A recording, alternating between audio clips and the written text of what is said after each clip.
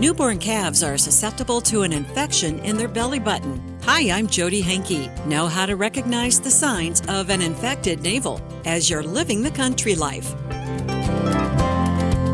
Living the Country Life. Ideas and inspiration for your place in the country.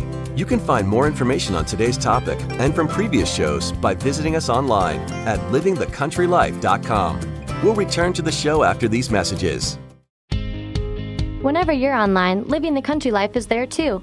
Like us on Facebook and exchange tips and ideas with people who share your love for the country way of life. Follow us on Twitter at Small Farming for timely news and information. You can also find us on Instagram and Pinterest.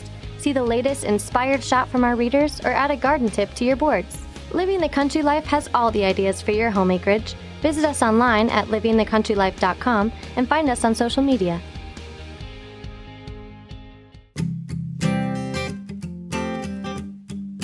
If you're looking for new ideas for what to do around your place in the country, register for the Living the Country Life newsletter. Once a week, you'll receive helpful tips in your inbox on a wide variety of seasonal and timely topics, along with so much more.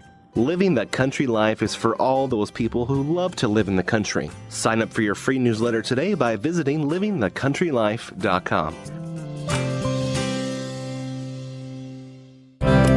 Days after a calf is born, the external remnant of the umbilical cord, called the umbilicus, should dry up and drop off. Navels are usually dipped in a solution to help the drying process along and prevent infection. They only eliminate a portion of the bacteria that are present. An umbilicus that doesn't dry up could be infected. The chance of this happening is much higher when calves are born in a dirty calving environment. Haley Springer is an extension veterinarian at Penn State University. She says to check your calves twice before they're 10 to 14 days old and monitor for swelling, discharge, and pain. A calf with a mild infection will appear quite normal from a distance, so it's important to get your hands on the calf. And even minor swelling, you're going to be able to identify better by feeling that navel.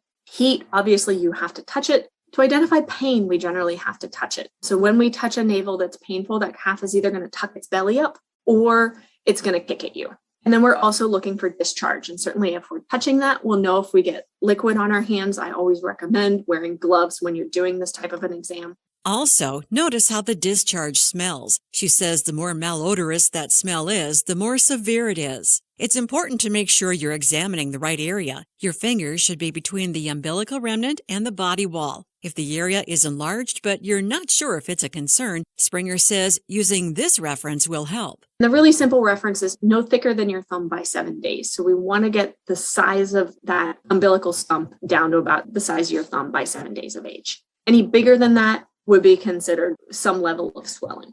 Talk to your veterinarian on how to treat an infected navel. Learn more about navel disease and newborn calves at livingthecountrylife.com. I'll see you in the country. Living the Country Life. Ideas and inspiration for your place in the country. You can find more information on today's topic, share your tips, and post photos by visiting us online at livingthecountrylife.com.